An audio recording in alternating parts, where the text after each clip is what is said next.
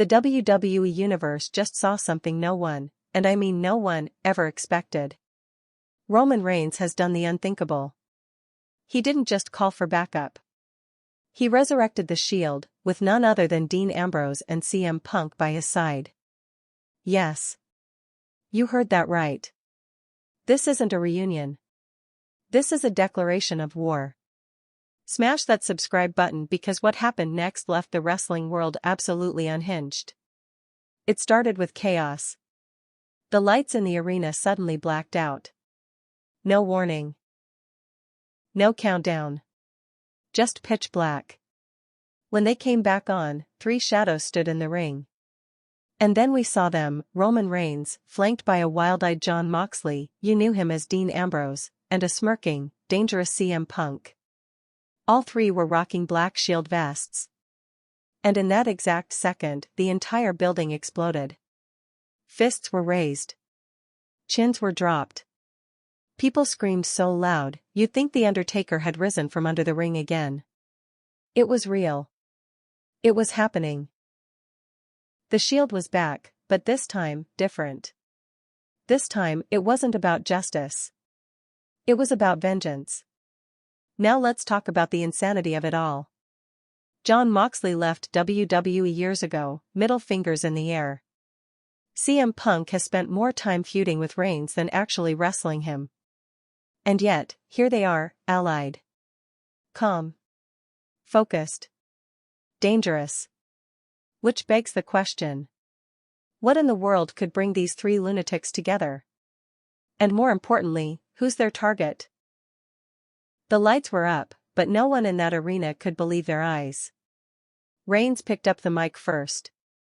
He stared straight into the camera and said, "You all thought you knew the game. But the game just changed." Then Punk, grinning like a man who just found out his enemies were allergic to tables, grabbed the mic and added, "Turns out we all hate Paul Heyman more than we hate each other." Boom. Mic drop. And just when you thought it couldn't get crazier.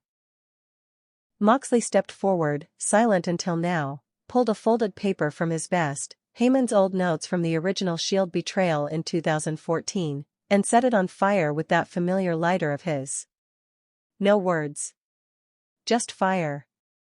As the flames danced in the air, they turned and lifted Seth Rollins, helpless, shocked, broken, into the sky and drove him through the announce table with a triple powerbomb. Let's be clear. This isn't a reunion. This isn't a tribute. This is revenge served cold, hard, and televised. Paul Heyman's worst fear just came true. His greatest enemies have banded together, and not because they like each other, but because they hate him more. And now? All bets are off. Behind the curtain, things are just as wild. Sources say Moxley's return was built into his AEW contract the entire time. A secret clause, nicknamed the Shield Trigger, that he just pulled. CM Punk? The Second City Saint just secured the biggest seat at the table by attaching himself to WWE's most dominant force. And Seth Rollins? Well, the man who burned the Shield to the ground in 2014 just got powerbombed by the very thing he created. Justice is poetic. And extremely painful through an announce table. Insiders claim Triple H personally greenlit this mega angle, setting the stage for a full-blown SummerSlam war between the new Shield and Heyman's next handpicked faction. But let's be real. This isn't just a storyline. This is Roman Reigns weaponizing nostalgia. This is Punk playing chess while everyone else is playing checkers. This is Moxley being, well, Moxley. Wild, violent, and one lighter away from setting Gorilla Position on fire. Together? They're not just a faction. They're a wrecking crew with unfinished business. So here's the question. Who, if anyone, can stop this version of the Shield? Who leads it, Roman, Moxley, or Punk? And what happens when their next target isn't just Rollins, but Heyman himself? Smash that like button if your jaw is still recovering. Hit subscribe because the next time those lights go out, it might not be for dramatic effect. It might just be a warning. The war has begun. And now, All eyes turn to Paul Heyman. The wise man. The master manipulator. The man who built dynasties from the shadows, ECW, Brock Lesnar, the bloodline. But now, he's cornered. And this time, there's no beast to bail him out. No Usos to run interference. No Solo Sikoa to take the first blow. He's alone. And the very men he tried to control, Reigns, Punk, and Moxley, have turned their rage into a faction. So, what does Paul Heyman do now? He runs. He plots. He whispers. Because he knows, this war isn't just about betrayal, it's about exposure. Heyman's game of chess just backfired in front of millions. And the pawns? They've become kings. Backstage, the mood is pure panic. Triple H may have greenlit the storyline, but even he's watching the chaos unfold with that classic "this escalated quickly" look on his face. Some superstars are excited. Others? Terrified. Cody Rhodes was reportedly heard saying, "I've seen a lot in my career, but that triple powerbomb? That wasn't for show. That was personal." Kevin Owens posted a cryptic tweet, "When vengeance wears a vest, nobody's safe." Randy Orton hasn't said a word. But he started stretching a lot more backstage. Just in case. And Seth Rollins? He hasn't even tweeted. Sources say he was helped out of the arena by 3 medical staff, a chiropractor, and a crisis therapist. Okay, maybe not the last one. But you get the idea. This wasn't just a table spot. This was a statement. We remember. We haven't forgotten. And now, you're going to pay. What's next? Here's where things get even juicier. Rumors swirling backstage suggest that Paul Heyman isn't going down without a fight. He's already begun assembling his own response team, a new faction of his own, filled with calculated picks, younger talent, and a few veterans looking for redemption, and maybe revenge. Some names being whispered? Solo Sikoa, still loyal. Still dangerous. Still angry. Braun Breaker, young, explosive, and reportedly handpicked by Heyman months ago. Austin Theory, Heyman sees him as reprogrammable. And maybe, just maybe, a returning Brock Lesnar? Let's pause on that. Can Lesnar really return to protect the man who once cost him everything? Or would he come back, just to finish him off? Either way, the landscape is shifting. And SummerSlam? It's no longer just a blockbuster show. It's ground zero. Here's what makes this war unlike anything we've seen before: this isn't just about who wins a match. This is about what WWE becomes next. On one side, Roman Reigns, a leader who turned his bloodline empire into a personal kingdom. And now resurrects the Shield not for honor, but for domination. CM Punk, always the rebel, now using the very system he once mocked to tear it down from within. And Moxley, who returned not with a contract, but with a lighter and a burning memory. On the other side, a crumbling order. An exposed puppet master. And a desperate attempt to rebuild power from the ashes of 1,000 betrayals. Can Heyman outmaneuver 3 monsters of his own making? Or has he finally run out of games? Let's get honest. This alliance wasn't built on trust. It was built on shared fury, buried grudges, and the kind of pain only a manipulator like Paul Heyman can cause. So here's the question that no one in WWE wants to ask out loud: how long before the Shield turns on itself, again? Because if there's one thing more dangerous than 3 men who hate Paul Heyman, it's 3 men who don't fully trust each other.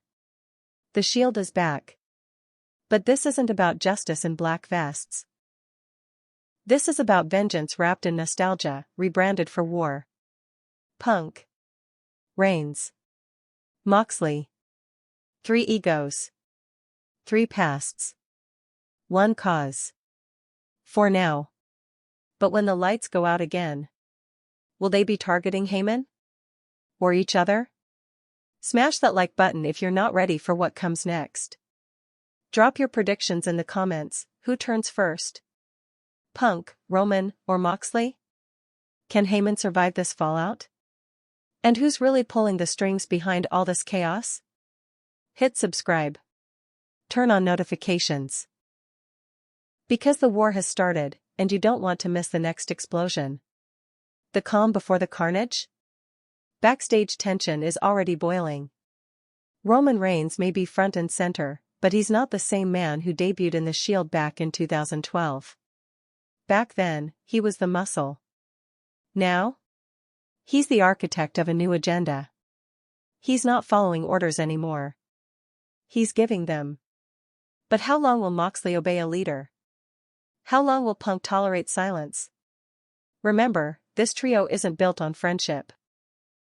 It's built on mutual benefit and unresolved rage. They're not brothers. They're loaded weapons pointed in the same direction, for now. And the moment one misfires? The whole unit explodes. What does Roman really want? Let's break down Roman Reigns for a moment. He didn't just bring back the Shield to relive the glory days. No. Roman's smarter than that. He's playing the long game. He's watched the bloodline crumble. He's seen the cracks. The betrayals. The whispers. The chief being questioned. So what does a king do when his empire falls? He builds a new one, stronger, colder, meaner. And this time, he doesn't want loyalty. He wants control. And what about CM Punk? Punk is the wild card in all of this. He always has been. He's not loyal to Reigns. He's not nostalgic about the Shield. He's loyal to one thing, chaos that suits him. This alliance? It's strategic. It puts him in the main event picture overnight. It gives him firepower. And it gives him something else he craves more than gold, relevance with vengeance. But don't think for a second he's in this to serve under Roman. Because if you know Punk, you know this, he doesn't follow. He overthrows. So, is he waiting for the right time to strike? Or is he baiting Reigns into thinking he's changed? And then there's Jon Moxley, the man who lit Heyman's betrayal notes on fire without saying a single word. That wasn't symbolism. That was a threat. He's been through hell and back outside WWE, barbed wire, blood, broken bones, and booking nightmares. And now he's returned with a smirk, a lighter, and zero tolerance for politics. He doesn't care about titles. He doesn't care about alliances. He cares about wrecking whoever stands in front of him, including his own teammates, if necessary. So while Roman plots and Punk strategizes, Moxley watches. Silent. Brooding. Ready to explode. The real question is, will he be the one to detonate the Shield from within, before Heyman even gets the chance to fight back? Let's not forget, Paul Heyman has survived worse. He survived Lesnar. He survived locker rooms turning on him. Networks. Brands. Vince. So don't count him out just yet. Right now, he's licking his wounds, sure. But Heyman's most dangerous when he's quiet. Sources say he's been meeting with key figures, old allies, forgotten prodigies, maybe even a few NXT call-ups who owe him a favor. Is he rebuilding a new faction?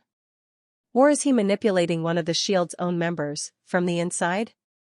Because if anyone can talk his way back into control, it's Paul Heyman. And that's the most dangerous part. He doesn't need to win a fight. He just needs one of them to break.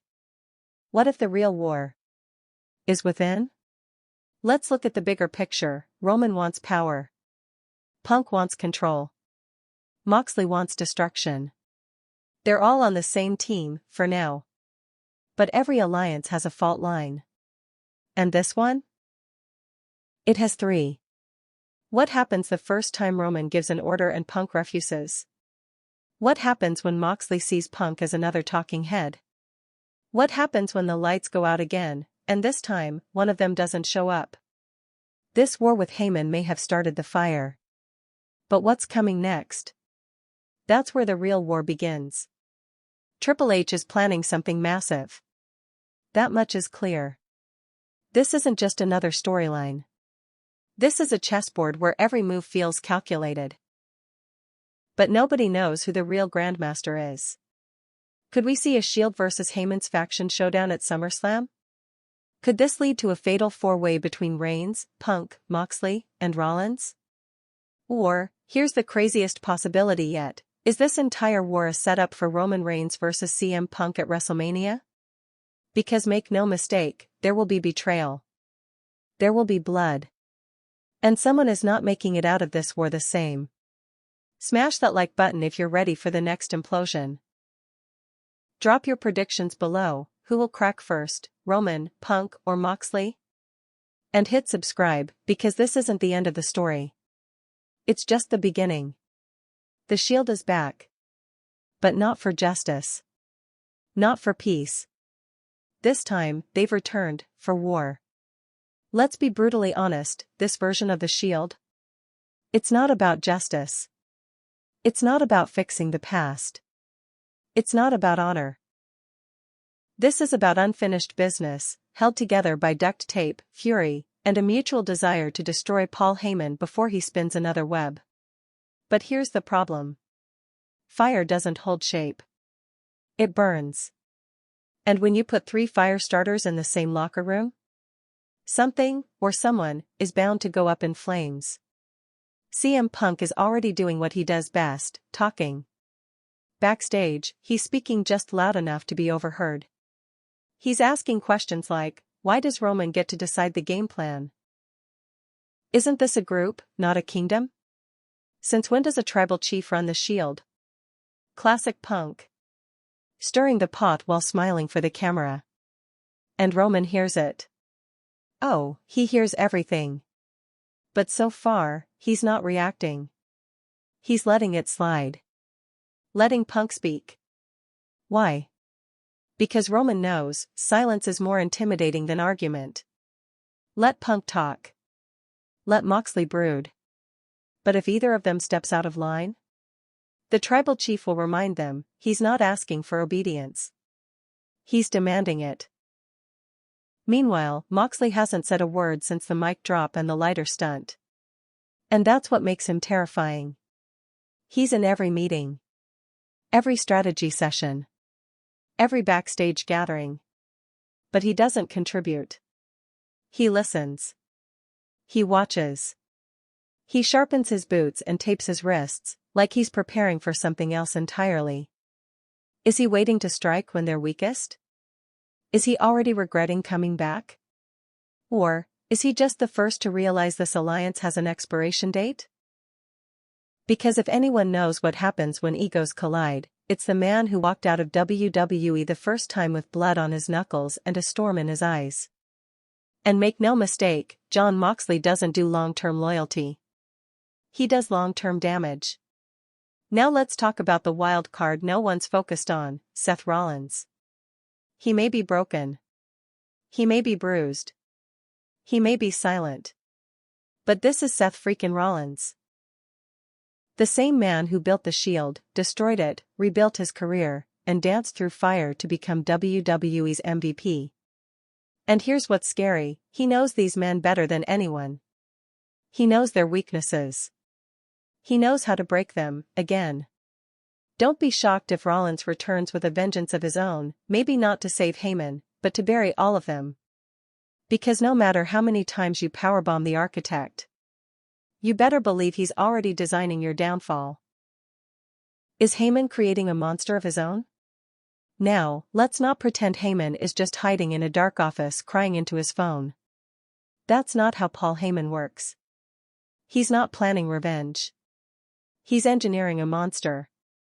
We're hearing whispers of a new faction, quietly forming under his direction, full of brutal, fast, cold-blooded talent who don't care about legacies. Only chaos. Call it, the disciples of the bloodline. And if the rumors are true? Solo Sikoa will be the frontline enforcer. No more brooding in the background. No more waiting for Roman's instructions. Now? He's got his own orders, and they're coming from Heyman directly. Braun Breaker, the next-gen freak athlete, has reportedly had secret talks with Heyman since NXT. He doesn't care about history. He cares about smashing whatever's in his way. A returning Riddle or Dijak, possibly brought in to balance Braun with shock value. And here's the most chilling rumor: Heyman has made overtures to Seth Rollins himself. Can you imagine? The man who betrayed the Shield, teaming with the man who manipulated it? That's not a twist. That's a nuclear implosion waiting to happen. Triple H isn't blind. He sees what's unfolding. And insiders are now reporting that SummerSlam will be the stage for this entire war to explode. Early booking sheets? They hint at a massive multi-man main event. The new Shield versus the Disciples of the Bloodline. No titles. No contracts. Just destruction. And fans are already speculating. Will it be elimination style?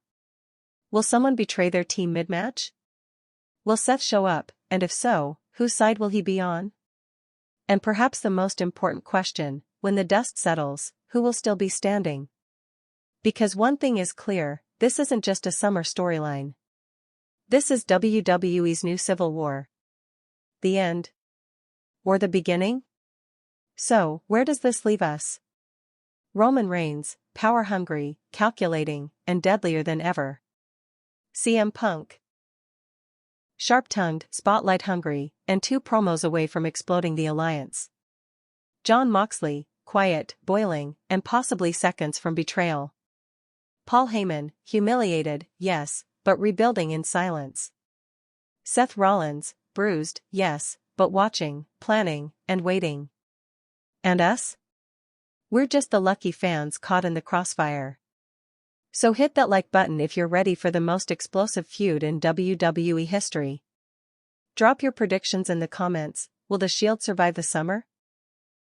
Will Heyman get his revenge? And who walks away with their soul intact? Subscribe, turn on notifications, and buckle up. Because this isn't just a return. This is a countdown. And time is running out. Outside the ring, outside the locker room, outside even the company itself, the aftershocks of this Shield resurrection are global. Within 24 hours of their reunion, WWE social media metrics exploded. Hashtag The Shield Returns trended at #1 worldwide for over 18 hours. Punk's promo clip hit 10 million views in under a day. Moxley's silent fire moment? Turned into a GIF, a meme, and yes, a t-shirt, all before Raw even aired. The WWE Universe didn't just react. They detonated. Is this the greatest wrestling twist of the decade? I never thought I'd see Punk in a Shield vest. Moxley lighting betrayal notes on fire is Oscar-worthy. Heyman sweating somewhere. TikTok edits. Reaction streams. Compilation videos of the Shield's greatest moments mixed with cinematic music and voiceovers like they were never just a team, they were a warning. But the buzz isn't just fan-driven. Sponsors are circling. WWE's new merchandising line, This Is War. Featuring custom vests, lighter keychains, yes, seriously, and quote tees, sold out in 6 hours. Corporate partners are calling this the most viral storyline since the Bloodline Civil War. And Triple H? He's smiling backstage. Because he didn't just bring the Shield back. He weaponized nostalgia and turned it into revenue. But don't let the merch fool you. Inside the Shield's locker room, the tension is starting to boil. Roman Reigns, always composed, always calm, now walks like a man who knows the wolves behind him are watching his every move. He may be the tribal chief, but the Shield doesn't run on tribalism. It runs on trust. And right now, that trust is cracking. CM Punk is no longer hiding his smirks in backstage segments. He's getting louder. Last Monday, during a backstage promo, Punk looked into the camera and said, "People ask who the leader of this new Shield is. I say it's whoever picks up the mic last." Roman didn't respond on air. But sources say after the show, Roman and Punk had a closed-door meeting that got heated. No punches. Just loud words, long stares, and cold silence. And what about Moxley? Still hasn't spoken. Not once. Not even in promo segments. But he's making noise in another way, by not participating in Shield planning meetings. He shows up late. Leaves early. And according to insiders, hasn't worn his Shield vest since the reunion. Is he out already? Or is he planning something worse? Enter the unknown, a fourth member? Now here's a theory floating around Reddit that's gaining serious traction. What if this Shield isn't a trio? What if there's a fourth member? Someone we don't expect. Someone hiding in plain sight. Someone who hasn't picked a side yet. Names being thrown around? Kevin Owens, angry, directionless, dangerous. Sami Zayn, betrayed by the bloodline, driven by revenge. Randy Orton, cold, calculated, and unpredictable. But one name keeps popping up more than any other, Seth Rollins. Imagine the plot twist. Rollins, the man they powerbombed. The man who destroyed the Shield in 2014. The man who watched it rise again, without him. What if he's not out for revenge? What if he's orchestrating a takeover from the inside? Think about it, he knows Roman's strategies. He understands Punk's pride. He trained side by side with Moxley. And if he steps in now, under Heyman or against him, it doesn't matter. The whole game changes again. Let's check in with the most silent man in the room, Paul Heyman. No promos. No appearances. No rebuttals. Which means only one thing. He's planning. Because Paul Heyman doesn't attack with volume, he attacks with silence. And when he finally returns to TV? Expect chaos. Rumor has it, Heyman has been personally overseeing Solo Sikoa's evolution, molding him not into Roman's weapon, but his own warhead. Solo hasn't spoken. But his eyes say everything, he's ready to break off the leash. And Heyman's new phrase? One that keeps appearing in cryptic teaser videos? You broke the Shield. Now feel the fallout. WrestleMania implications? Now let's fast forward. If this war stretches to WrestleMania, which it will, you're looking at a moment WWE hasn't seen in over a decade. Main event, Roman Reigns vs. CM Punk. No titles. No respect. Just two egos, one mic, and enough betrayal to write 5 seasons of drama. But there's another scenario, a fatal 5-way Shield collision, Reigns vs. Punk vs. Moxley vs. Rollins vs. Solo, one ring. One ref. No alliances. Just history, fists, and the explosion of every unresolved grudge since 2012. Would WWE go that far? Let's put it this way, Triple H didn't just open Pandora's box. He gave it pyro and theme music. This isn't nostalgia. This isn't a fan service reunion. This is a declaration. From Reigns. From Punk. From Moxley. From a company ready to tear itself apart for the future of wrestling. You thought you knew what the Shield was? You thought you understood revenge? You thought Paul Heyman was finished? Think again. Because when the next betrayal happens, and it will, the war won't be about factions. It'll be about survival. Smash that like button if you've been pacing since the lights went out. Comment below, who breaks first? Who betrays whom? And who walks into WrestleMania as the real leader of this war? Subscribe now. Turn on notifications. Because when the Shield strikes again, you won't want to miss the fallout. While the world obsesses over Punk's mic work, Moxley's silence, and Roman's grip on power, there's one man who hasn't said a word since this war began, Solo Sikoa. The enforcer. The silent hammer of the bloodline. And now, the only one left from the original family structure still loyal to the mission. But whose mission is it now? Because Paul Heyman? He's no longer whispering behind Roman's back. He's whispering behind Solo's. Insiders say Heyman has been meeting with Solo privately, off camera, off record, off the books. No faction meetings. No family dinners. Just strategy. And here's the most chilling part, Heyman no longer calls Solo the enforcer. He calls him the reset. Let that sink in. Solo Sikoa, the reset. A man bred from tradition. Trained in silence. And now, being groomed to erase everything that came before him. So what's the plan? Let's lay out the pieces. Roman Reigns is distracted, trying to control a resurrected Shield that already smells of mutiny. CM Punk is too busy cutting pipe bombs to watch his flank.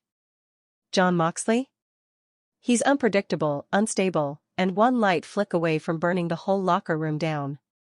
Seth Rollins is healing, but he's also hunting. Which brings us to the unthinkable scenario. What if Solo Sikoa is the one to end the Shield, for good? What if Heyman's new weapon isn't built to protect the bloodline, but to destroy its imitators? Because while the Shield plays chess with each other, Solo is playing a quiet game of checkmate. And he's not alone. Seth Rollins isn't just recovering physically, he's rebuilding his mind. He's been silent on social media. No promos. No vignettes. But WWE just released a chilling teaser, black screen. The sound of his maniacal laugh. Slowed down. Then, you stole my name. You stole my past. Now I steal your future. The architect is back. But this time, he's not building something. He's breaking something. Sources suggest Rollins has no interest in joining any side. Instead, he wants to do what he did in 2014, burn it all down. Only this time, he's not attacking the Shield with a chair. He's attacking everyone. Fast forward to WrestleMania. The confirmed main event? The new Shield, Reigns, Punk, Moxley. Versus Heyman's disciples, Solo, Breakker, Rollins, yes. Rollins finally made his move, but not to save Heyman. To settle scores. One by one. He wants Punk. He wants Reigns. He wants Moxley. But what he really wants? To remind the world that he was always the brain behind the Shield. And he's bringing his own chaos to the battlefield. Now here's where it gets terrifying. The Shield wins. Barely. Bruised. Torn apart emotionally. But victorious. Heyman is taken out. Again. Solo disappears backstage. But just when Punk and Reigns raise their fists for what looks like one final moment of unity. Boom. Moxley snaps. A paradigm shift to Reigns. A second to Punk. Then he grabs a mic. No music. No fire. Just Moxley breathing hard into the mic and saying, "You brought back the Shield. But you forgot the first rule. The Shield doesn't belong to anyone. And I don't share." The screen fades to black. The Shield is dead. Again. But this time? There's no coming back. What's next? And so we ask. Is this the end of the Shield, once and for all?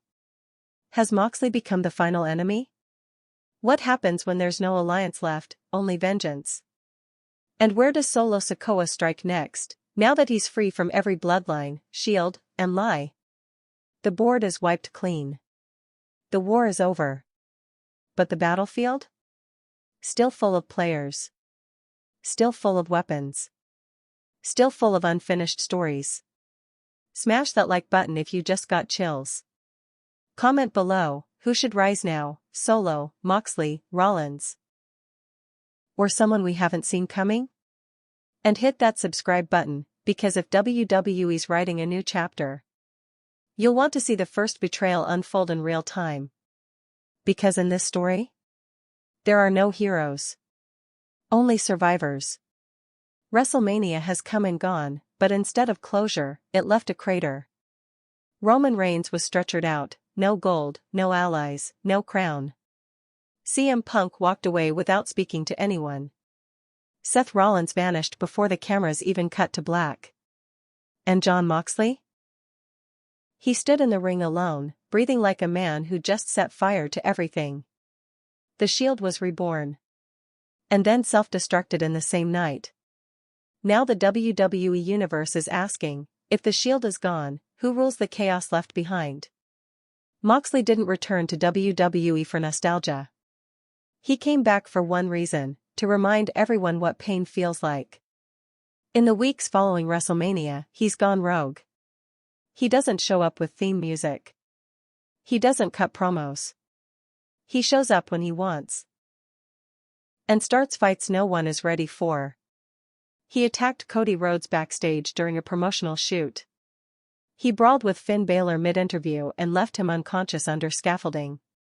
And last week, he walked into NXT and headbutted Ilya Dragunov during a commercial break. Security can't stop him. Management won't confront him. Commentary doesn't know what to say anymore. They just whisper, Moxley's here, somewhere. And the locker room? They're not calling him a lunatic.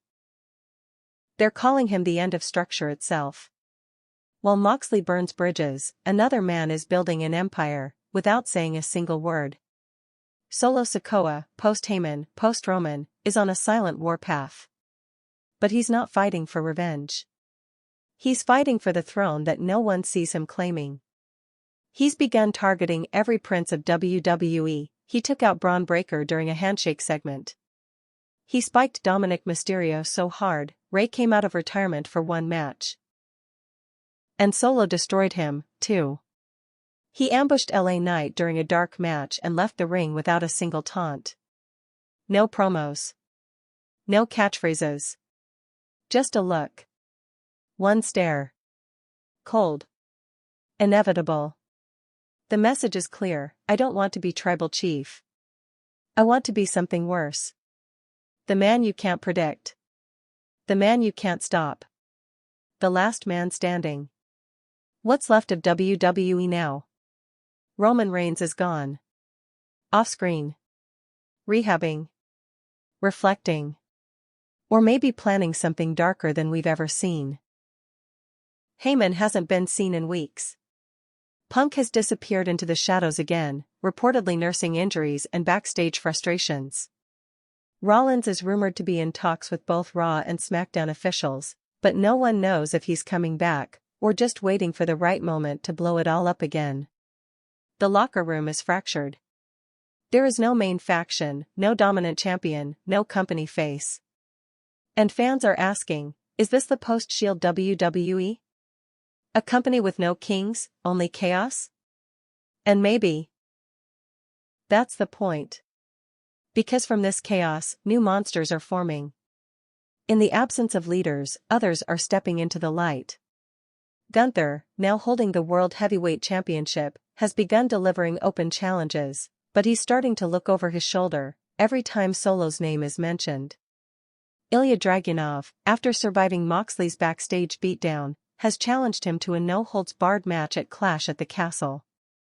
Because apparently, Ilya likes pain. Grayson Waller is trying to brand himself the last entertainer, calling out all the broken legends and demanding a seat at the table. And Carmelo Hayes? He's cutting promos like a future main eventer who's ready to clean up the ashes and run the game. But none of them can move freely. Because above all of them? Two shadows loom, Moxley and Solo. And neither is here to lead. They're here to outlast. Insiders are now whispering about the next mega event, WWE, NO Order, Summer Supercard. No traditional matches.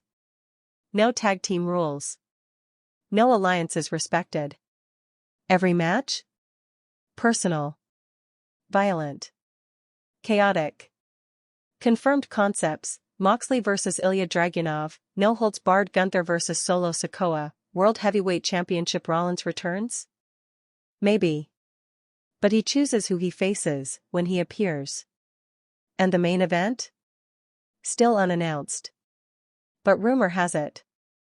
Roman Reigns will return. And not for revenge. But for reclamation. So let's ask the real question now, if Reigns returns and finds no bloodline, no shield, and no loyalty, Who does he become next? Will he fight Solo to reclaim his crown? Will he target Moxley for the ultimate grudge match? Will he form a new empire, with enemies turned allies? Or, here's the darkest path, will Roman Reigns finally become the monster Heyman always feared he'd become? No family. No honor.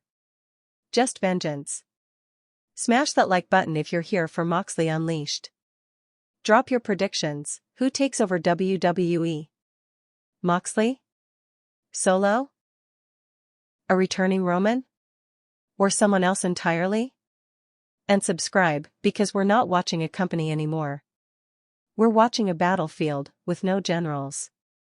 Only monsters. This isn't just another premium live event. This is WWE without rules, without loyalty, and without leadership. An entire card driven by chaos, betrayal, legacy, and raw survival instinct. We'll break it down match by match. Each feud driven by storylines seated in the aftermath of WrestleMania, built to erupt in the warzone that NO Order promises to be. Match type, Last Man Standing storyline title, Blood Runs Cold theme, Father vs. Son. Master vs. Weapon. The Last Tribal War. Build up, after months off-screen, Roman Reigns returns to a WWE that no longer obeys him. The bloodline has crumbled. Paul Heyman is gone. The Shield is dead. And Solo Sikoa, the enforcer he once protected, has become the man the locker room fears most. Roman doesn't ask for the throne back. He demands it. Solo refuses to kneel. You built a kingdom, Solo whispers in his first ever live mic moment, but you forgot who stood at the gates. The match is set. No family left. No forgiveness left. The only rule? One man stands. The other falls. Intriguing question, can Roman still command the WWE he once ruled, or will Solo bury the last symbol of legacy once and for all? Match type. Unsanctioned storyline title, Beautiful Violence theme, respect earned in scars, not words. Build up, after being blindsided by Moxley, Ilya doesn't hide or retaliate in the shadows. He walks into Raw and calls Moxley out face to face. Moxley laughs. You want to bleed? I don't fight dreamers. I break them. Ilya responds with a slap. Then break me. Triple H announces the match, unsanctioned, meaning neither man is held responsible for what happens. This isn't about titles. It's about pain. Who absorbs more? Who walks away? Intriguing question, when you fight a man with nothing to lose, do you gain anything by winning? Match type, Pure Wrestling Rules storyline title, Respect isn't given, it's taken theme, Power meets precision. Build up, with the locker room in chaos, Gunther grows disgusted. He says WWE has devolved into carnival warfare, and announces an open challenge under Pure Wrestling Rules. Enter Carmelo Hayes, cocky, confident, and sharp as ever. Gunther, I'm not here to make noise. I'm here to make history. Gunther smirks. Then you will suffer like history. It's the unstoppable tank versus the flashy technician. Intriguing question, can finesse outlast fury? Or is dominance still king when the world has no order? Match type, Street Fight storyline title, Cloud Chaser vs. Cult Leader theme, Ego vs. Ego. Build up, Grayson Waller mocks Punk during weekly talk segments, calling him washed, overrated, and still pretending he's 2011.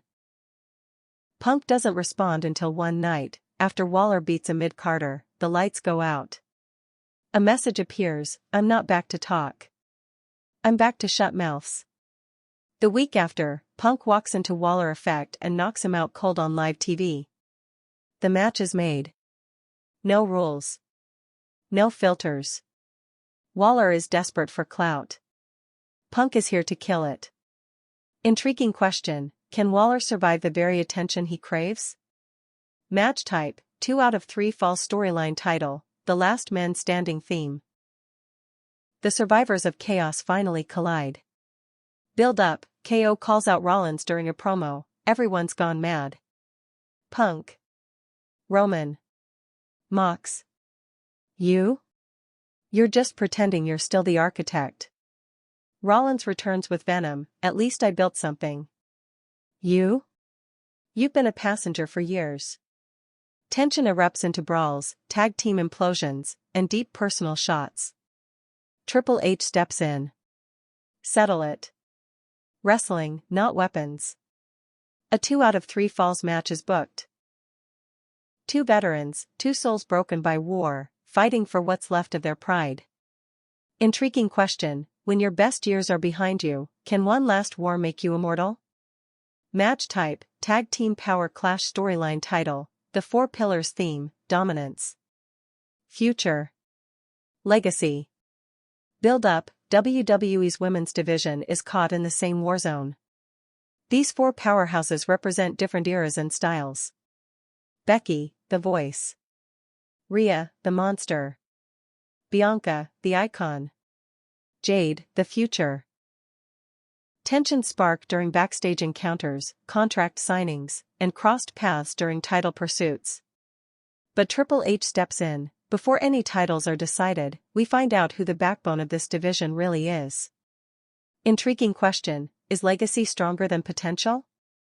Or is WWE's future finally ready to overpower its past?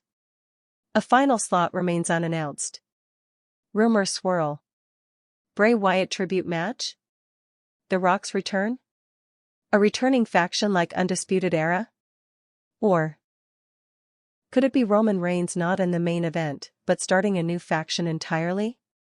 Triple H promises, one more match. One no one sees coming. That's all I'll say. The go-home Raw before NO Order ends with one chilling moment. Jon Moxley walks into the ring. He grabs a mic. For the first time in months, he speaks. You wanted chaos? You wanted no kings? Then remember who lit the first match. I'm not here to save wrestling. I'm here to end what you think it is. He drops the mic. The screen glitches. Solo Sikoa appears backstage, staring into the lens. He says nothing. And that silence? That's the final warning.